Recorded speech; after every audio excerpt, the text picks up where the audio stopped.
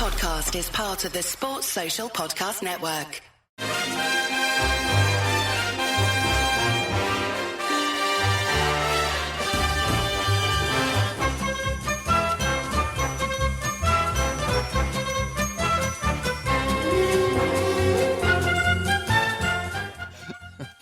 And I was listening to your other pod as well, Gav, and I was thinking, like, you know, how tempting it is, or how difficult it is, you know, when you say how we're the something, to not say how we're the lads. It's really tough. We're going to have to get used to it, mate. Anyway, you do realize I've hit record, by the way. We are underway. I'm rambling. Yes. Yeah. So we've talked loads about past Preston Sunderland games already, but we'll get into it. Hello, everyone. I'm Chris Wynn, and welcome to How We're the podcast from Roker Report, as we look ahead to the second home game in 4 days, which brings Preston North End to the Stadium of Light following our win over Cardiff City at the weekend. And before we get on to our guest, who is going to tell us all about Preston at the moment, as well as some memories of Sunderland and Preston games in the past, which we've spent about 5 minutes talking about before we started recording. We also have Gav with us, who is fresh from hosting the review pod with Martin and Neil at the weekend. And knowing him, he'll still be buzzing from the lads getting 3 points at the weekend. Hello, Gavin. Hello, mate. As I am. I'm absolutely delighted to still be basking in a victory. It's nice, isn't it, winning all the time? I'm kind of trying to make the most of the time. I'm trying to make the most of it, because if we do get promoted, then it's just going to be none of that, isn't it? So, it's nice. It's a big if, like, and it's one perk of kind of being in the Championship, which I'm sure we'll come on to. But it makes a difference, doesn't it, to your week? Get back into the working week, and it does make a difference when you got 3 points behind you. Yeah, we've got this sort of thing up here everywhere, and everyone talks about it, but it is literally life or death with Sunderland. And it makes, I think, what was it Martin said on the review? He's a right moody bastard if we don't win, because he operates on like 2 hours kip because he's in Australia, so he has to get up. And if we get beat, I mean, his days are right off. But it does make a massive difference. You bounce into the week, don't you? I mean, I've been watching all the highlight shows and been watching Match of the Day, and I was even watching some of the Sunday football, which I never do. So, but had we lost, I would have avoided everything. I wouldn't have been anywhere near any of it. Well, hopefully we'll be feeling as confident at the end of this about the upcoming game against Preston, because, as I said, we do have a guest to talk all things Preston and to help us catch up with everything in detail. We are very pleased to have the company of George Hodgson from the Lancashire Post. Hello, George. Morning, guys. How are we doing? Thanks for having me on. I'm good, thank you, and welcome to our shiny new podcast. But we were talking that we did speak to you on Roker Report around roughly kind of 2.5 years ago, before as we were saying another draw against Preston, because we always seem to just draw games against Preston North End. But it's interesting, I was listening back, and we mentioned it before we start recording that. We were talking then about how Preston had been plodding along, seemingly in mid-table of the Championship for quite a few years at that point. We're now into the 10th year they've been in the second tier, and they currently sit 16th. It seems, like there's not much chance of them going down. It's, slim chance of them catching the top 6. I mean, has it felt like Groundhog Day for quite a while covering Preston? Yeah, we're probably the most grey team in the world, aren't we, externally? But there's something to be said, I think, for not having chaos and relegations and things. Of course, you'd rather be in the Championship, trying to push for the playoffs and stuff. And we've done that a few seasons out of the 10, 2 or 3 under Alex Neil, who managed Sunderland. We were, there was a belief there then, and Ryan Lowe came in and there was a belief there then. But every manager really, pretty much since I've been alive, has come up short with it. We got to the final in 2005 under Billy Davis. And yeah, it's so hard to take that next step. But I think, you're at the point now with a lot of fans where they're kind of thinking, come on, this has been the same for a long time. So fingers crossed Paul Heckingbottom can be the guy to take him into it. Just to have a feel of the playoffs would be great. 2009, the last time, even if you don't win them, just something to... This is why the FA Cup run we're on at the minute is really exciting. Just to feel something, Yeah, I'm going to definitely come back to that. But in terms of like that long stay, being and not just being in the Championship, but almost being in that same bracket of kind of that kind of final table finishes where they've come in within, I think it's like 7th and 14th or something like that for the last 10 years. But I mean, where does that put the expectations for Preston fans? Because, is that kind of, do they just accept that that's about the club's level? Because I was looking as well, they haven't been in the top flight since 1960. And it's difficult to know whether, a club like Preston should fear going down, getting pulled into the relegation kind of battle at the bottom, or should have an ambition to go up and, jump into those playoffs. Yeah, I think context is important. So on paper, while it's looked like a lot of the same finishes, the mood has changed and fluctuated throughout that. So I think most Preston fans will take being in that group if you've got a real belief and you love watching the team and they run the socks off and they're right behind all the players and stuff. And off the pitch, you can see smart things going on and exciting transfers. Whereas, particularly under Ryan Lowe recently, there was a real bad mood around the place. Yet they still finished 10th. So, yeah, there's a lot of context with it. And I think the thing now is the gap to the Premier League just seems like it's getting bigger and bigger. And you do fear that if you don't go forward, or you stand still, sorry, is the saying, isn't it? You stand still, you eventually go backwards. So, fingers crossed that isn't the case. I don't think Paul Heckingbottom's going to have Preston in much trouble. But, it's certainly not getting any easier to push for that promotion. Yeah, I mean, Gav, for looking at Sunderland, thinking about clubs like Preston, we've talked a lot, actually, previewing games about clubs who've been in the Championship for quite a few years and just seem to get stuck there. And I've thought about, the scenario, you did that big if at the start there, Gav, if we go up. I mean, if we don't go up, the longer it goes on, like the harder it's going to be for us to get up and out of this league. But do you think the way we're doing things makes it a little bit different? Yes, I do. With Sunderland, we've rightly from the outside, other fans and journalists and whoever else who aren't in the Sunderland bubble, they probably look at our club and go, well, freaking, they should be in the Premier League. They're massive. They've got loads of fans, great facilities, but that really doesn't count for a great deal if you're not being run properly off the pitch and the investment's not being put in the right places to get you geared to the Premier League. And I almost feel like the plan to get Sunderland in the Prem, it did start in League One. Like a lot of these players we've got in this team were playing for us in League One and had to really claw and fight to get out of League One. And we did eventually. But a lot of these players were part of that. And the plan to kind of build the team in the way that it is now, it started way back 3 or 4 years ago, whenever it was. So I think ultimately the size of your club isn't a defining factor in how you get there. It can be if you've got, great revenues and stuff. But you look in the Premier League now, you've got Bournemouth fighting for a Champions League place, a European place in the Premier League. They didn't get there by accident. It was nothing to do with the fact that they're a small club or a big club. It's just they're a well-run club.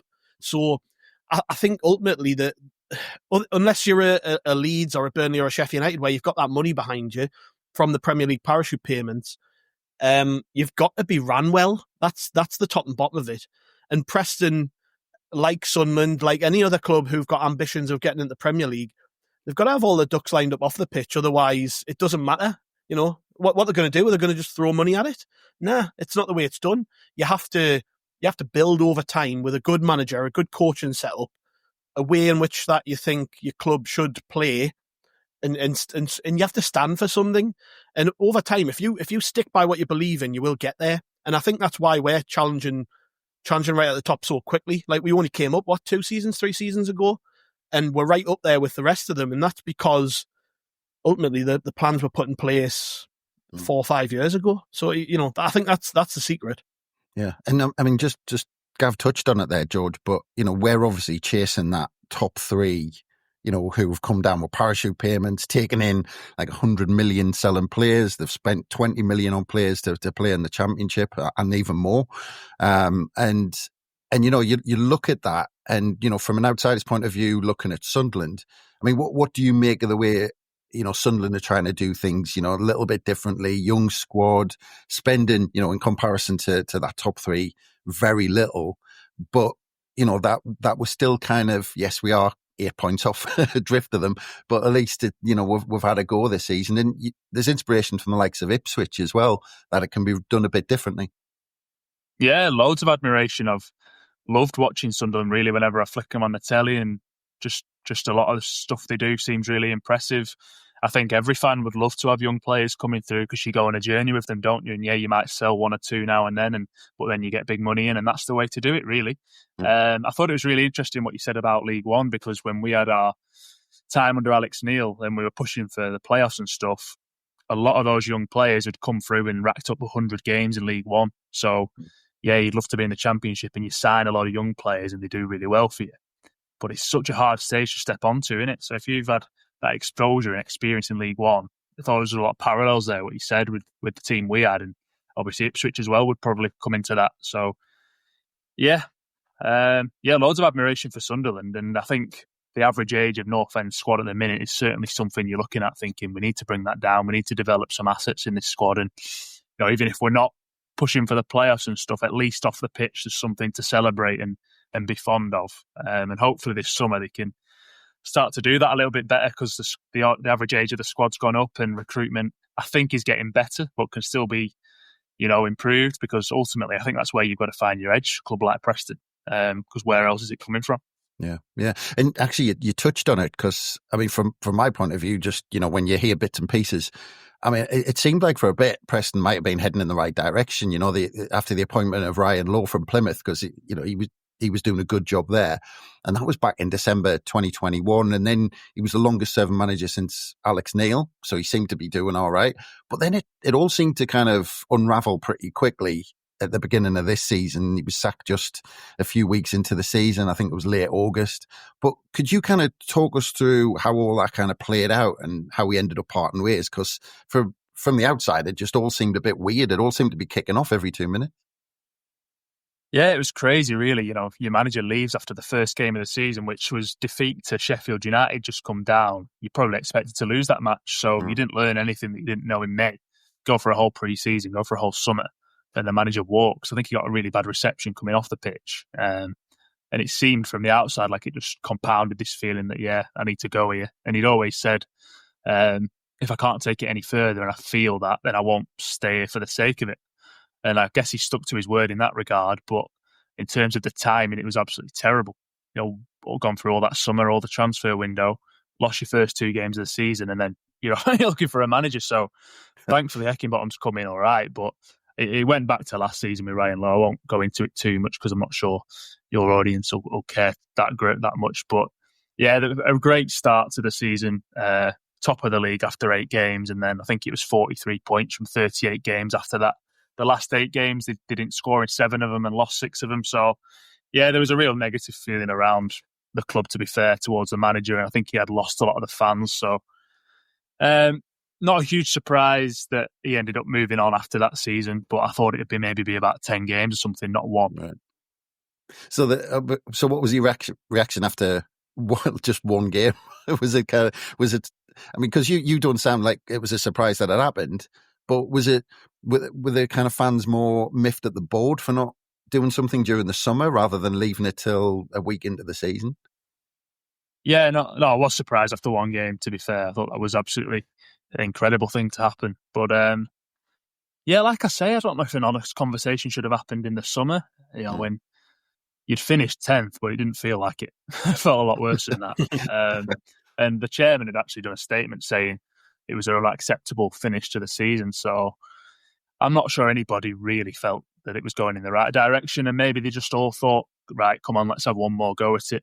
Well, and if your manager walks in and says that after 1 game, there's probably not too much you can do. And I guess credit to them for getting a decent replacement through pretty quickly. Yeah, well, I was going to say Paul Heckingbottom, you've mentioned already, was the man chosen to take over. And obviously his recent experience was at Sheffield United, which was pretty much exclusively at the top of the Championship table, or even in the Premier League. So, I mean, I'm assuming, I didn't see anything at the time, but I'm assuming it was a pretty popular appointment. I don't know what other names were in the frame at the time. Yeah, I think he was just a standout on the list, to be honest. You were looking at it, and while he'd done well at Sheffield United, I didn't really know too much about Paul Heckingbottom in terms of just all elements of the job, really. But I have to say he's been really impressive. I've enjoyed dealing with him. The fans seem to take to him. He's a northerner. He's kind of authentic and relatable. And he seems really switched on tactically. I think the players have real clear instructions about how they're going to try and win a game, and all the noises from them in press conferences is positive. So I think he's a good fit for the club. And it's just he's going to have the same challenge as a lot of managers at Preston, trying to push for that next step. But I think he's very clear of how he wants to do it and stuff. He's been a good appointment, to be honest, so far. It was an uncertain time. He walked into the club, and while with 10 games to go, you're 11 points off the playoffs and relegation, and it's probably going to be a bit of a dead rubber end to the season. It could have been a lot worse given what happened in August. Yeah. I mean, actually, I'm going to say ex-Sunderland player, but he was on the books, but I don't think he actually played a game. I think he played. He played the farewell to Roker Park game and maybe a testimonial or something like that. But Gav, I mean, he was linked a few times with Sunderland when we kind of changed manager over the last few years. I mean, what's your take on Heckingbottom? Because I look back at his past, and he seemed to struggle in Scotland. I think he got sacked from Hibs, and then suddenly through getting assistant manager's job or a coach's job or academy's job at Sheffield United, it ended up being caretaker manager, then permanent manager. But I mean, would you have been happy if he'd gotten the Sunderland job? I mean, I will just start this off. I've got his signature from when I was a kid. I've got him in my scrapbook. So he was hanging about the place. To be fair, I think I used to be at New Ferrens Park quite a bit watching the reserves. That must have been where I got that one. But not Paul Heckingbottom. To be fair, when I'm trying to think who it was who'd left, because we've went through that many managers, but I was all for taking a punt on him. It might have actually been before Bris got the job. Michael Beale, was it? Yeah, around that time. Just because I think he's a solid coach. I mean, when you look before this season, when he was the Sheffield United manager the season before last, promoted with 91 points or something. I mean, that's no mean feat. I know that Sheffield United have, and still do, haven't come back down again, still have plenty of resources to compete at the top end of the championship. But to me, that's still a really impressive feat. And it just struck us as odd that despite him doing that, he wasn't being linked with many good jobs. Even in terms of Sunderland, I was thinking he would actually be quite a sensible appointment, but he was probably the type of appointment we would have made maybe when Mowbray got the job. I don't know if he was available then, but that was probably more the type of manager we might have went for then, when we were just trying to stabilise in the championship and not... Safe pair of hands. Yeah, a safe pair of hands. Yeah, effectively. Yeah. But I do quite like him. I think he's... I think, like you said before, he's a straight-talking northerner. He doesn't do anything to rile people up. He's not. It's funny you mentioned Billy Davies before. That was the first person who came to mind as the polar opposite to a Paul Heckingbottom, as someone who just knew how to wind everybody up. But I think he's just he's a steady Eddie, isn't he? He's a decent manager, and I think it's actually a bit of a coup for Preston to get somebody who's 2 seasons ago or whatever it was got a team out of this league with 91 points. I think it probably says more about his prospects actually that he wasn't being linked with more jobs. But I think if you look at his recent record, he certainly deserves to be in the conversation as one of the top coaches in the championship. And maybe that'll be the launch pad for him for the rest of his career. If he does a good job with Preston, maybe people will take him a little bit more seriously. I think something you just touched on, Chris, is probably the reason why he's not linked with more jobs, but he did kind of stumble into that Sheffield United job. Like, he was already on the books there. He was already on the coaching staff. They got rid of a manager, right? Well, who's there kind of thing. And he done quite well. With largely Chris Wilder's squad, wasn't it, at the time? But still, I think he's a very, very good coach. And I think when you look at the Preston squad, because I've been doing a bit of digging around this morning, I think to be in the position they're in, considering where he took over from with that squad, I think is commendable. So I wouldn't have been offended if he took the Sunderland job, put it that way. Yeah. So apologies, Gav. I wasn't really listening to you, if I'm completely honest. I think I was trying to think about the testimonial that he played in. I'm sure it was Stoya Bucharest, Dickie Ords. I think you're right. I feel like we've got that on the website recently. But someone will kind of put us right, I'm sure, online. But anyway, Preston, looking at this season, George, I was looking at one aspect which seems to kind of stick out, which has been all the draws. because I've seen, I've seen only West Brom have drawn as many games in total, and especially kind of at home, I think they've only drawn 2 or 3 more than the next sides, like Burnley and Stoke. I think they kind of stick out at home in terms of all those draws. And I'm trying to decide, have all those draws been, draws where they've picked up points to keep them away from the relegation scrap, or have they not been able to turn them into wins where they maybe should have won, where actually they would have been challenging for the top 6? Yeah, I'd say most of them have been positive draws, if you know what I mean. Yeah. Not kind of. There was one at Middlesbrough where they drew 1-1 and they should have lost that game. They were really lucky to come away with anything. But a lot of them have filtered into that category you're on about, where you can see they're in the match and you're just trying to find that moment to swing it in your favour. And that's been North End's downfall this season. They've only lost 9, I think, out of 11 9 out of 36 under Heckingbottom, which is something to be said for that. You're really tough to beat. But just too many draws where they've not been able to find that moment in the final third. There's been a few real stings. Leeds 93 at Deepdale, the 1-0 up would have been a terrific result. 3-0 up at Plymouth, drew 3-3. One of the most bizarre games I've ever seen. This sounds like Sunderland, by the way. We've had a couple of them. both their teams, Leeds and Plymouth. We've chucked away points against those sides.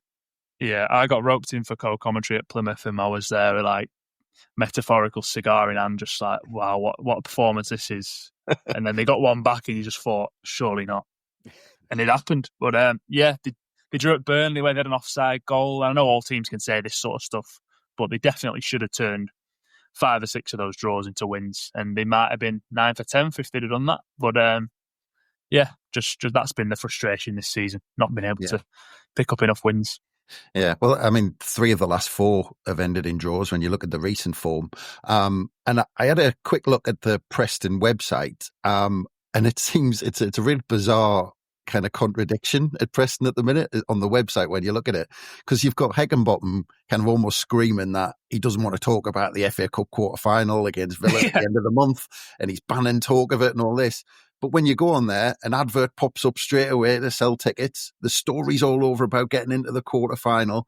But, I mean, as much as Heckingbottom doesn't want to talk about it and he wants it kind of, banned until, a few weeks' time or whatever, it does seem like, looking at the recent form, it seems to be a bit of a distraction, and it does seem to be impacting them. Yeah, I mean, if you ask sort of 10 fans what game they're looking forward to for the rest of the season, it's the Villa game, isn't it? First quarter-final in 59 years, like I said before, a genuine kind of occasion to really look forward to, and it just whets the appetite more than Derby away or something, doesn't it? So, that's going to be what everybody's looking forward to. But Heckingbottom in press conferences, he's touched on this a few times, that he wants to change the mentality around the whole club. He thinks, Leeds come to Deepdale, the ground's sold out, there's a fantastic feeling. 3 days later, you might play Bristol City at home and it'll just be dead. There'll be nothing, no atmosphere really. And Preston fans would admit that, but he thinks kind of, come on, if we're going to have any chance, every match needs to kind of feel massive here. We can't just kind of go game to game and have different moods around the stadium and stuff. So I think that's commendable and admirable, and interesting. Whether he'll be able to kind of instill that is a different thing, because I don't think that's easy at all, like after 10 years of mid-tableness. So yeah, long-winded answer, but can't wait for that Villa game, and hopefully they can just attack these last 10 matches and finish on a high, really, because you don't want dead rubbers. They're awful. Yeah. Should be interesting. Cup's wide open. But the other thing when I was looking at the recent form as well was I saw Dwayne Holmes broke his leg at the beginning of last month, and he seemed to be kind of one of kind of Preston's better players, especially kind of going forward. I mean, that must have been a blow, but I was looking at recently, and it looks like he's off to return home to the US and join Houston Dynamo, which I can't imagine Preston fans being too happy about. No, he's kind of 30, Dwayne Holmes and stuff, and he's not really been starting many games, but he's a really useful squad player, to be fair, a bit different to everybody else in the squad. He'll drive at defenders and got a lot of experience, and he does cause defences problems, so he'll certainly need replacing. But yeah, you mentioned the leg break. It was a shocking tackle from Shane Duffy, and then to sort of have a 2-year contract. Yeah, really, really grim that. But to then have a 2-year contract on the table from an MLS club to go home, I say home, he's lived here most of his life, really, Annie. But, to go to America with your family and stuff, and he, like you say, out of contract at Preston, nothing was on the table here, so maybe just something that suits all parties, really. Couldn't begrudge him for jumping at that. Yeah. And specifically, Preston's away form, it is strange, obviously, with those draws, but you're winning just 3 from 18 and then losing kind of half of those games. But I was looking at the last couple, and their last game on the road seemed to be a decent performance at Coventry, who were flying. And then they beat Norwich City before that. So, I mean, does it seem like there's a bit of an uptick in how they're doing away from home? Yeah, definitely.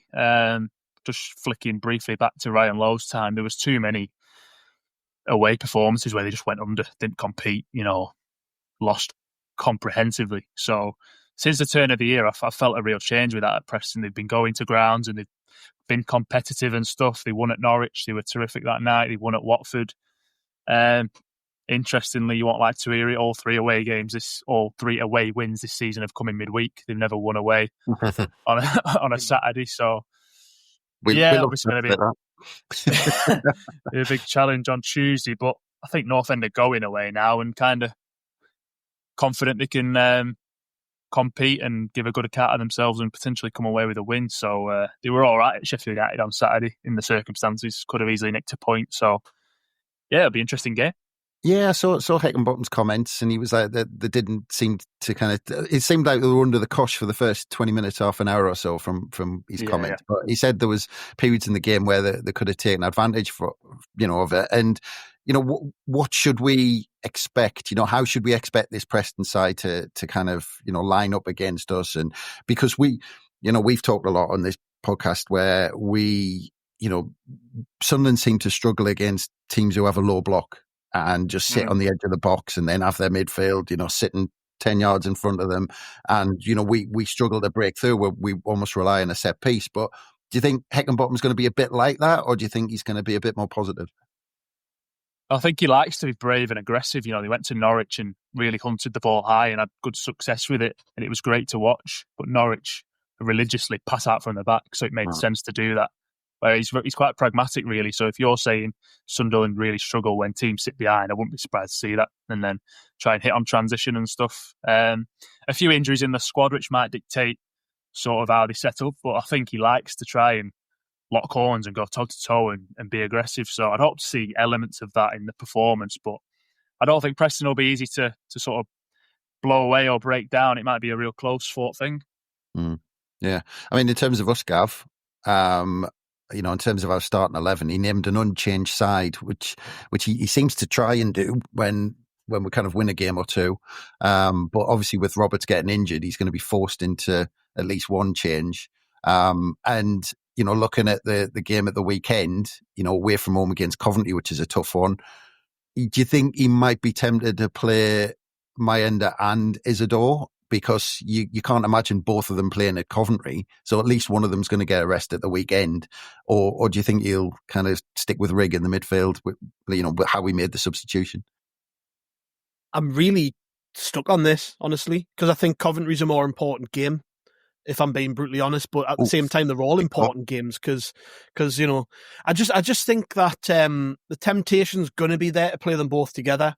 But I just keep coming back to this thing that the reason they're not playing together is because we only have 2 centre forwards, and he's got the luxury at the minute to rotate them, and they're very different, but they're both very useful and they're both doing a good job.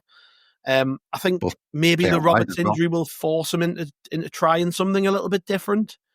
But listen to what George just said there about how they'll probably come with a low block.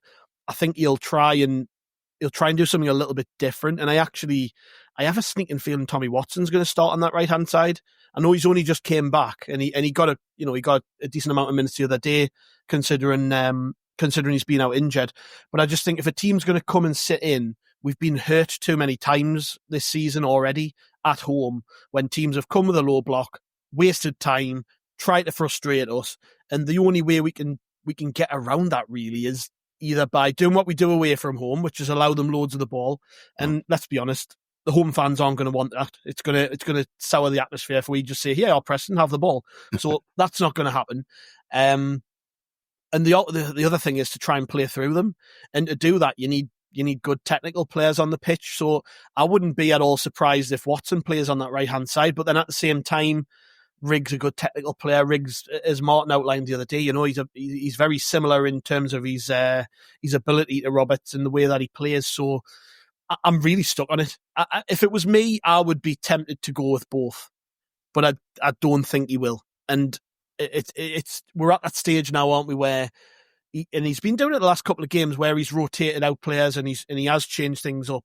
But also you've got to remember, past Coventry, we've got an international break, haven't we? So it's not like we've got loads of games coming up. We've got the game on Tuesday, we've got the game at the weekend, and then we can break. So I think you've got to look around the rest of the pitch as well. I think Job is literally one game off. I think from one or two games off from a ban, where he might look at that and think, should I rest him for this one, keep him for Coventry, and then that would open up the opportunities, wouldn't it? Because then could you bring in Rigg and Brown into the middle and then have someone else on the right hand side? I think a lot lands on that. I think Cirkin will come back in that left back for Hjelde. I think you saw how early he came on in the game the other day. I think that was a sign maybe that he'll probably start this one. So there will be changes. It's the stuff at the top end I'm not sure, because you've got to really consider how much the recent home performances against teams who have set up with a low block have affected results, and he will be toying with different ideas, won't he, and what he can do to change the results. George, Gav's just mentioned Alan Brown there. Obviously spent a long time at Preston. Will he still get a decent reception, or is it a bit of sour taste in the mouth after he left? Oh no, he'll get a great reception. I mean, I don't know how many fans will be making the long trip up on Tuesday night, but I think there was a appreciation when he came to Deepdale earlier in the season, and real shame he left, to be honest. Club legend, thought he was going to break the all-time appearance record, 500 and something appearances. I think he would have got there, and I think that was in his kind of heart to do, but then a late change of it, and decided he wanted a new challenge and stuff, and you can see why he went to Sunderland. I thought at the time he will have had options, and I found it interesting. I thought his interview when he signed for you guys was really impressive. He spoke well, and he talks about the manager and how he'd convinced him. And obviously nobody really knew about Reggie Lebris, but I thought, wow, he must have, because Alan Brown is a smart guy and a thinker about the game, so he must have really impressed him at that time. And he made a good decision, didn't he? Because obviously you're flying, you're up there, and maybe not too many externally would have predicted that, but he obviously saw something in the manager, and just a shame to see him have a few injury problems and stuff. Yeah. Can I just ask as well, you mentioned the way he left the club. Yeah. Aren't I right in thinking that his relationship wasn't great in the end with Ryan Lowe? And then Ryan Lowe leaves after one game. All of a sudden you're like looking at the decision and thinking, God, how different could things have been if Lowe had left in the summer with another manager?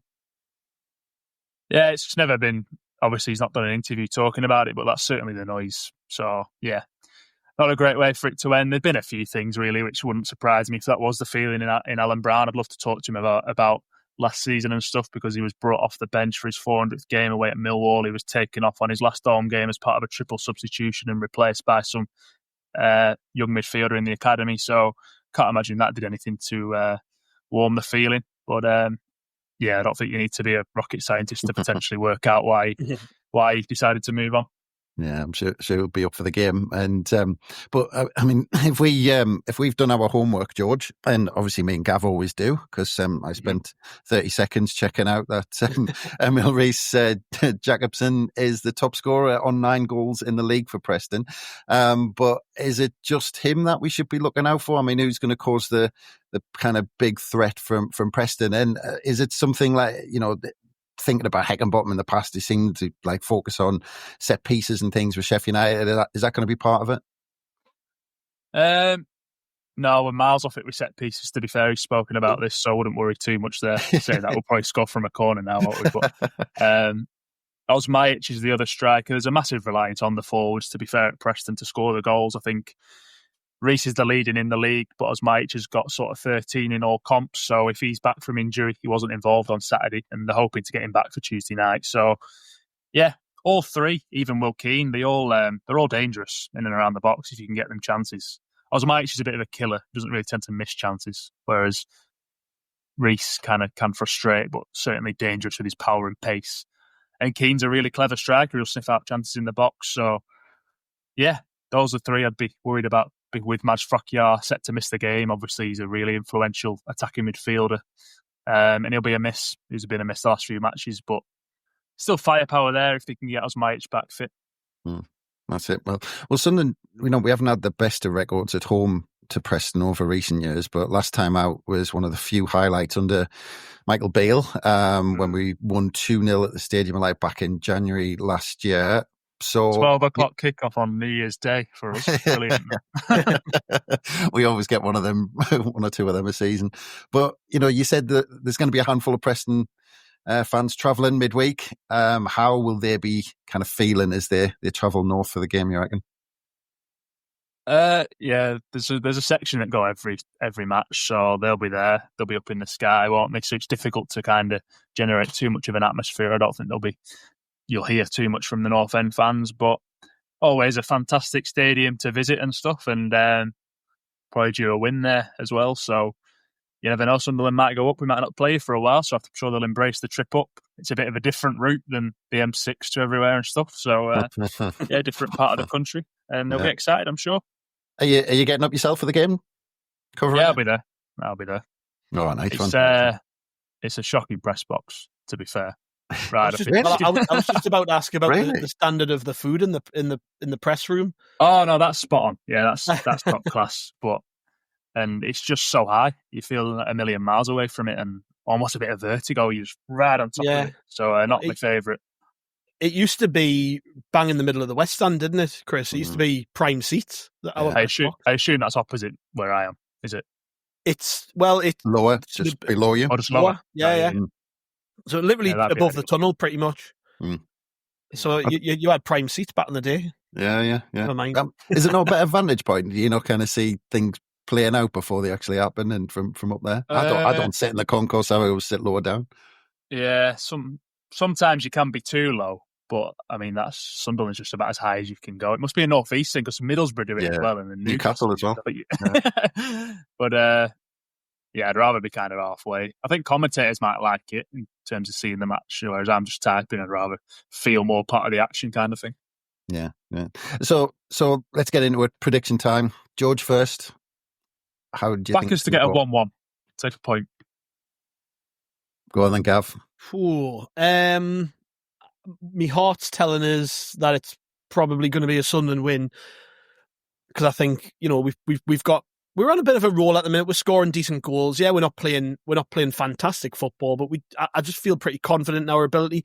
But at the same time, I'm like, if Preston come and sit in, it's going to be a tough night of football. It's not going to be a great game to watch, I don't think. It might be a bit more like those Plymouth and Watford games where they just sat in and frustrated us. But then conversely, I think Luton came not long ago and they just weren't good enough to sit in, and we beat them. It might be a game like that. I reckon 2-1 Sunderland. I fancy Preston to get a goal. It'll be another scruffy one. We just seem to concede so many scruffy goals at the minute that I think we're vulnerable in that regard. They'll put something in on the goalkeeper and try and make a mistake again, and that's probably where I can see Preston getting a goal. So, but I do think we'll win. I just think we look confident when we do get in those attacking areas. We're scoring some good goals at the minute, so I'll go with 2-1. Yeah, I'm going to go with George. I mean, and I'm going with my head, because I think if you look at our, I've noticed if you look at recent home games, it's been decided on moments rather than us being completely dominant and us kind of, just taking command of the game and getting to a couple of goals, getting ahead. And I do think that Heckingbottom's clever enough to know what's going on at Sunderland, and I think they're going to pepper our goal with crosses. I think it's going to be getting it wide. I think you've just called it there, Gav. I think Preston will get it wide, get balls into the box, stick the ball on top of Patterson. His confidence is rock bottom at the minute. And I think it's going to be on moments. And I think a couple of recent games we've getting away with it. And I just think, if they nick one, it could be. And we were talking at the beginning. I just think Preston North End, and I just think draw. I just think 0-0, 1-1. I can't get my head past that really. Even though Michael Beale beat them, which is a thing in itself. Actually fairly decent record recently. I think at Deepdale, haven't we? Other than the cup game at the start of the season, but yeah, it's just a game that I don't look at and think, oh well, that's an easy 3 points. It's going to be tough. Yeah, it is. Just to round off, last thing on Preston, George, 2 things. Should we expect a late charge for the playoffs? And the second one, more importantly to me at the minute, are they worth a couple of quid to win the cup? No and no. Right.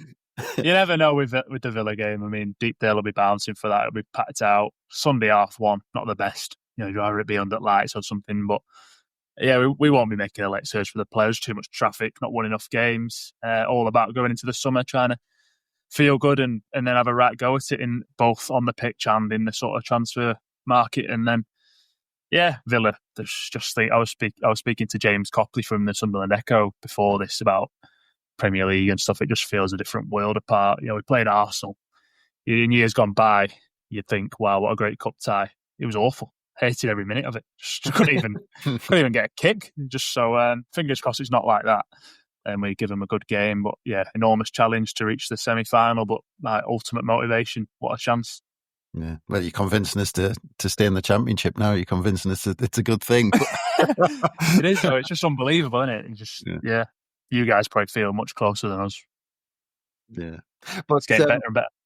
But hope you enjoy the delights of Sunderland. Hope you enjoy the bait in the press box. I hope there's some good pies and all that sort of stuff.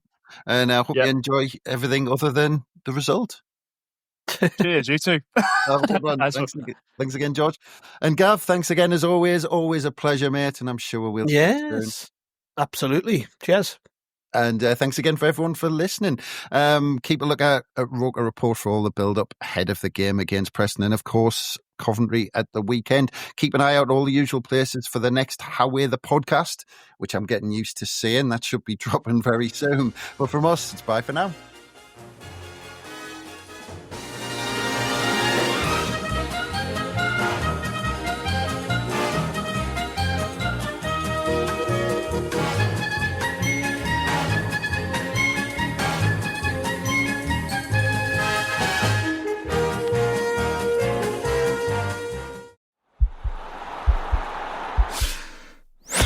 This podcast is part of the Sports Social Podcast Network.